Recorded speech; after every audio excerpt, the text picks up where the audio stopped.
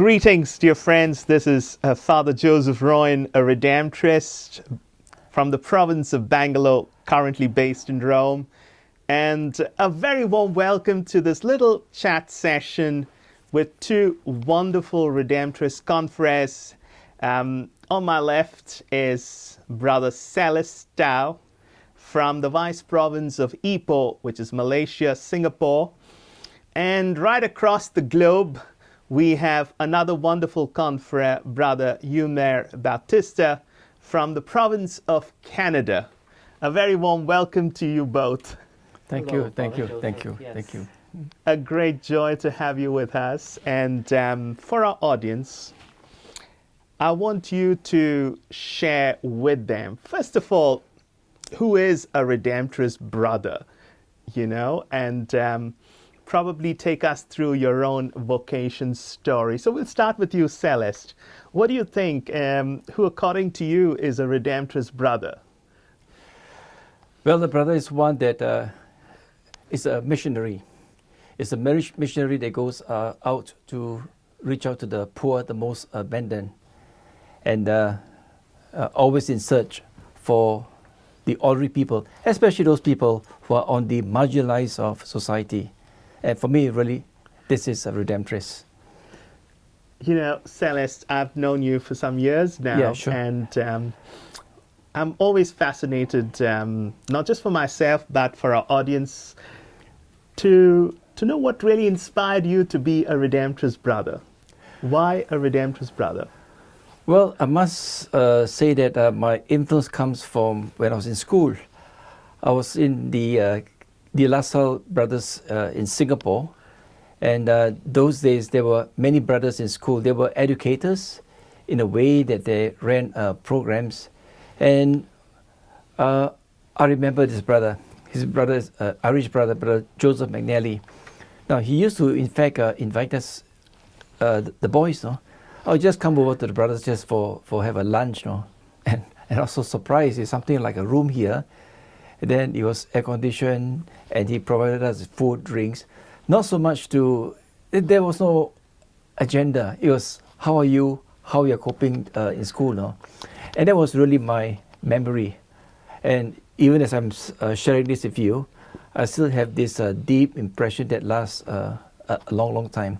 And perhaps that was something I grew up with. And it was so coincidental that the Redemptorists, they came to our school, St. Patrick's School in Singapore. They ran school missions, and then this is where we met the Redemptorist priests and brothers for the mission. And those days again, during my time, we were so afraid because it was more like, come for confession. So there was a kind of a fear, but at the same time also, my impression of the Redemptorists was, hey, this bunch of people are a bit different, approachable, funny, and very much down to earth now. So that was really the start of my journey towards the Redemptorist vocation. In particular, if you ask me, why brother and not priest, maybe that was my great influence they had on me. Thank you so much, Celeste. Yeah. And Eumir, what inspired you to be a brother? Well, I've not met the Redemptorist till late of my life. Even a Redemptorist brother, late in my vocation in the Redemptorist. It was through the devotion of my parents that led me to something more of living out the faith. And through the journey of faith and life experiences, it led me to the Redemptorist and the service to the poor that called me. At the beginning, I thought the Redemptorist was all priests until I met, in my formation, Redemptorist brothers. And through discernment in the process of formation, God called me to be a brother, to serve the people as a religious lay brother. And that inspired me to go forward with this vocation, to move forward with our mission in the congregation, and to love our people and the congregation. Wow, that's very inspiring, Eumir. And, you have both come down to be part of the Commission for Brothers in the congregation. And I'm sure you've had lots of deliberation about the status of brother, about the mission of the brothers in the congregation. Could you just share with us what is the number of brothers that we have in the congregation and the kind of missionary work that they are doing across the congregation? And also, in a way, you can share your own missionary work that you're doing in your own respective provinces. We'll start with Celeste. Well, our latest count, the number of brothers now, of course, it has dwindled over the many years. The last count was just over 340, I think, thereabout. Okay. And I speak for myself in terms of coming from Asia. There are many brothers who are involved in active ministry. For example, in Thailand, all our brothers are literally qualified with a master degree holder. And you know that Thailand, our Redemptorists, they are big time. They are big time in terms of social mission. No? Yeah. They have the handicap, they have the retreat center, they have the outreach in the mountain. So the brothers have in fact made so-called directors of the mission. And I know that they are very happy, doing well. And some of them are in catechetics, and one or two of them are in church in sacristy. And not only just sacristy, but they are the front line, meeting people, meeting the poor in the parish. And then the other countries like Indonesia, there is a growing trend that those days in Indonesia, the number of brothers are 1212, but recently they have about 7 people finally profess, young brothers, and they are professional in their own way. One of them, Brother Jeffrey, I was told that he's a teacher in mathematics. So I haven't really been in touch, but this is what I know from the latest. For myself, I've been a Redemptorist for a long time. I was finally professed on the 10th of August, 1987. Do the mathematics and count for me. So again, I must admit that I was not trained what to do after my final profession. But there's one thing I learned again from my confreres. Don't just sit and do nothing. Go and do mission.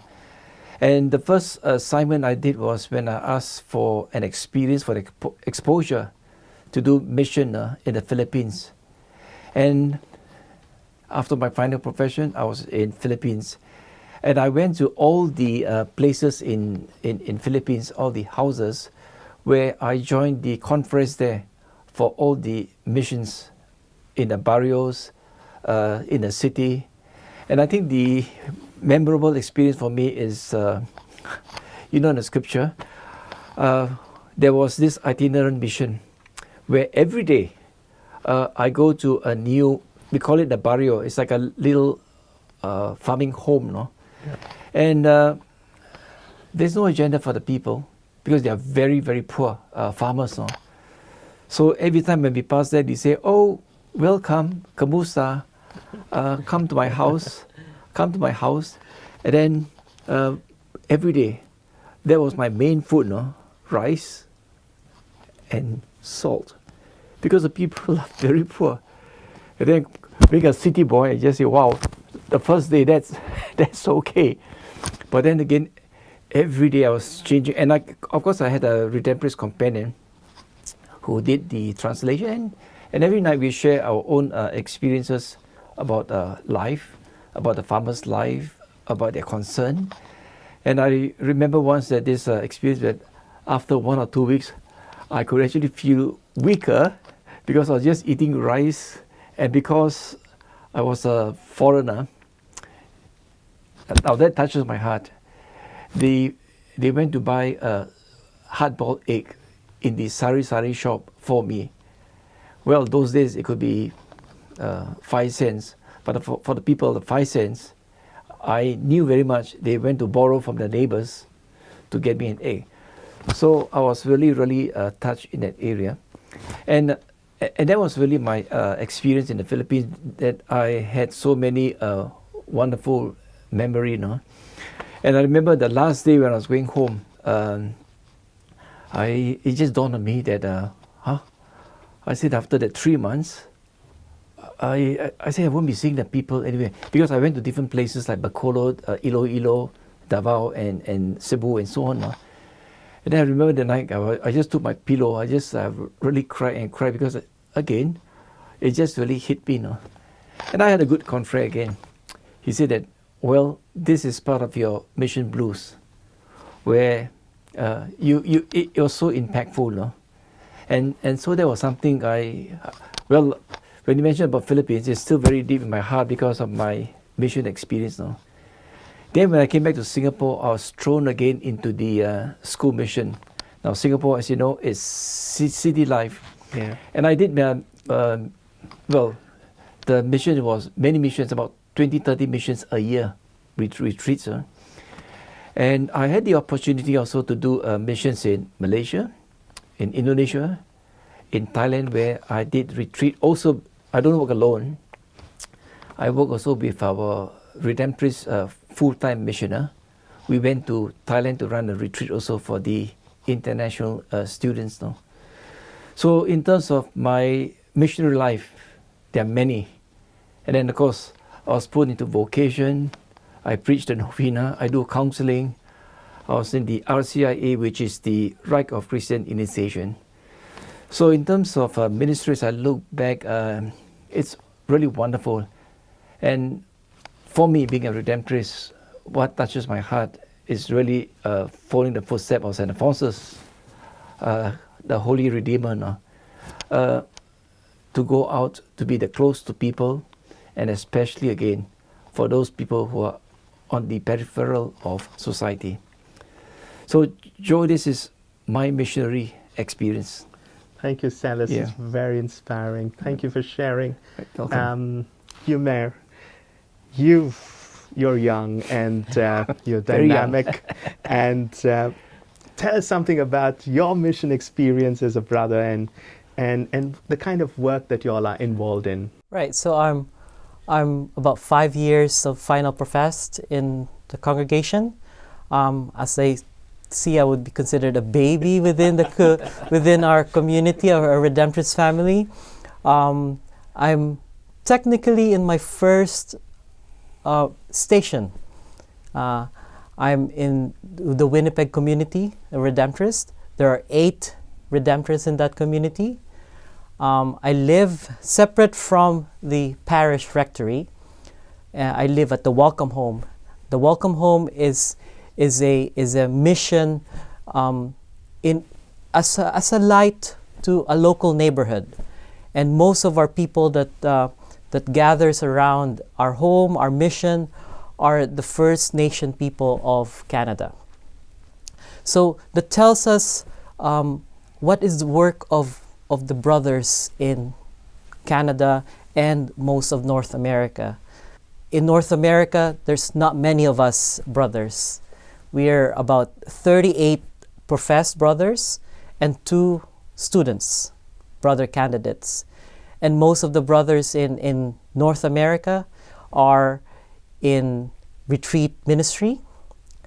Some are working with the immigrants, helping with their immigration. They're settling into their new home, new communities, and also working with the indigenous people in the Americas and in Canada. And so that reflects the work of the brothers. And also one of the highlights that I would put out there is that the brothers in North America are also more and more engaging in leadership within the congregation. Many, about a handful of brothers, in that 40 brothers in Canada, a handful are in their provincial, in their unit leadership, and also in the general leadership here in Rome, and part of many commissions. So, yeah, the brothers in North America are very active and very dynamic, as you said. Yes. That's great news. That's great. And You know, there's something that I liked about what you'll just shared about being a brother is about being the frontline workers, you know, and you have a first-hand experience at the very grassroots level. What are some of the challenges that you have encountered as brothers, you know? So probably we'll start with you, Eumir. You're young, and but I'm sure you must have had your moments. Probably if you could share some of the challenges that you've encountered. Well, as a brother, it's a separate ministry from a priest. It's the Redemptorists is a mixed community, and having brothers and priests live in common life, in doing the same mission, yet different work. And not many brothers are out there, and so many of the faithful are unfamiliar with what the brother is. That's right. And they get confused on you encounter people who'd be a brother. So when will you be a priest? And that gives a sense of in terms of my identity as a brother. Not that I confuse it within myself, but I see it as a teaching moment for those that are not familiar with what a brother is.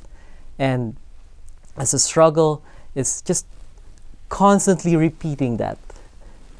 And so the way I explain it is that it's a specific calling from God. And you're called to be a priest, and we are called to be a brother.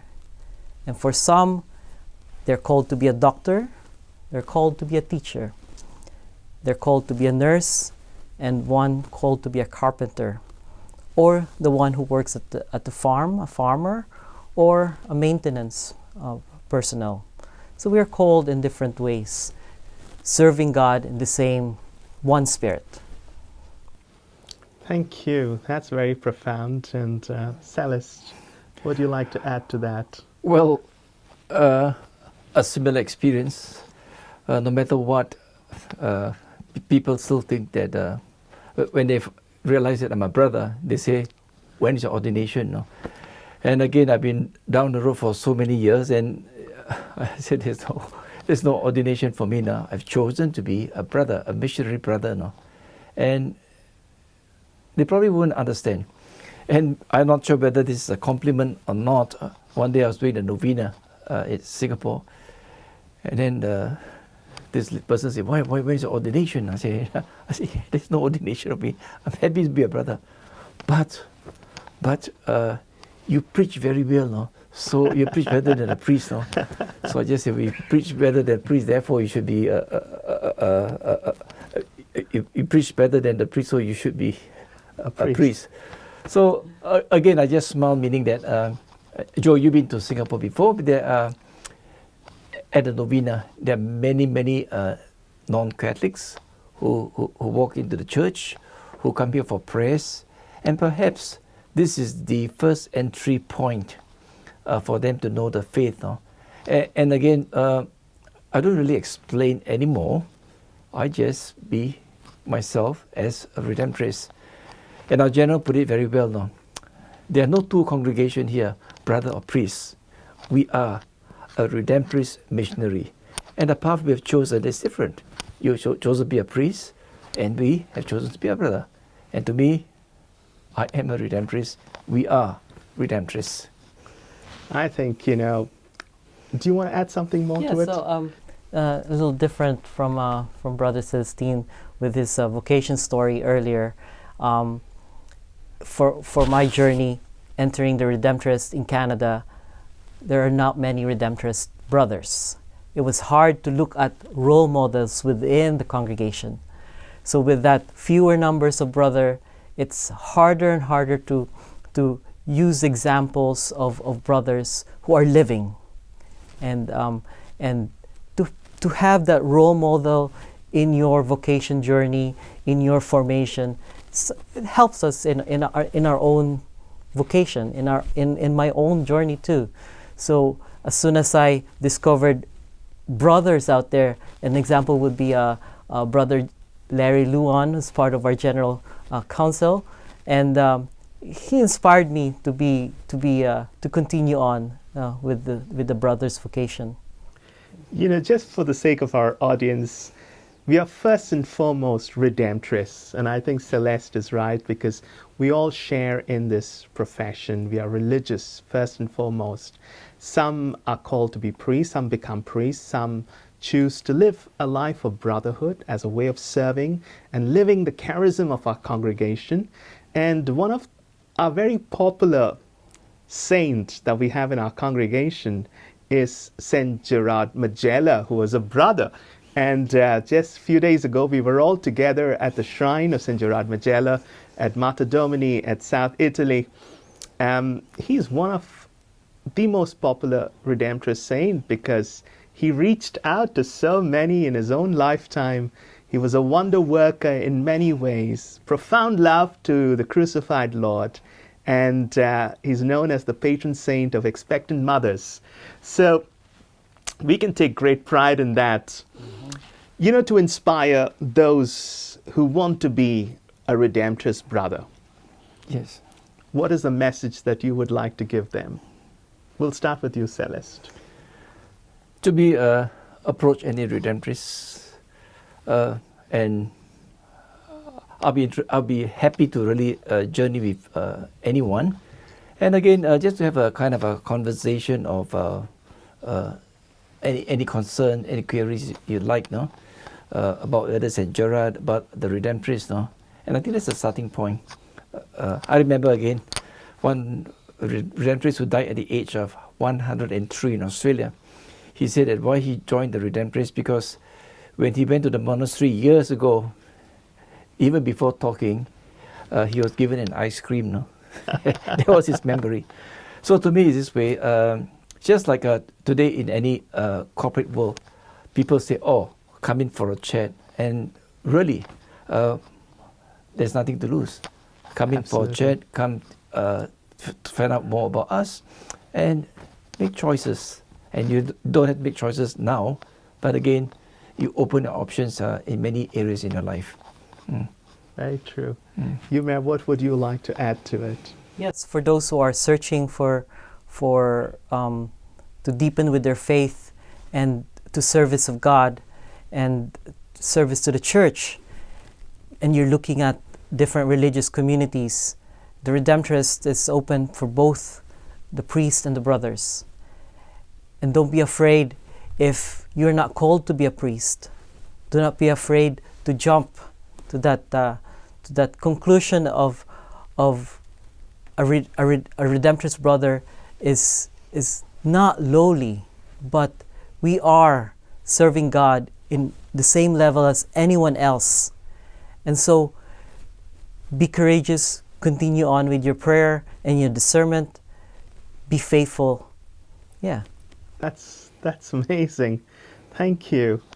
You know, before we wrap up our little talk session, our recently concluded general chapter had the sexennial theme, Missionaries of Hope, in the footsteps of our Redeemer. Your thoughts about it. What does it mean as a Redemptorist brother to be missionaries of hope today in your respective provinces and in your mission work? Celeste. To me again, very simply, to be available to people and waste time with people. And I think that's very important. I like that. Waste time with people. That's amazing. What about you, Eumir? And I think for me, it's to follow in the footsteps of Christ, our Redeemer, to be available to the people. And when you say following the footsteps of the people, it's going down to the level of the ones that we serve, our church. And meeting people where they are. On that note, I want to thank you both. It's been an absolute pleasure chatting with you, Celeste and Eumir. Thank you, Father Joseph. Wishing you both the very best. And thank you for your commitment and dedicated witness as Redemptorist Brothers. And dear audience, we request your prayers for our congregation, and thank you for being with us. God bless you.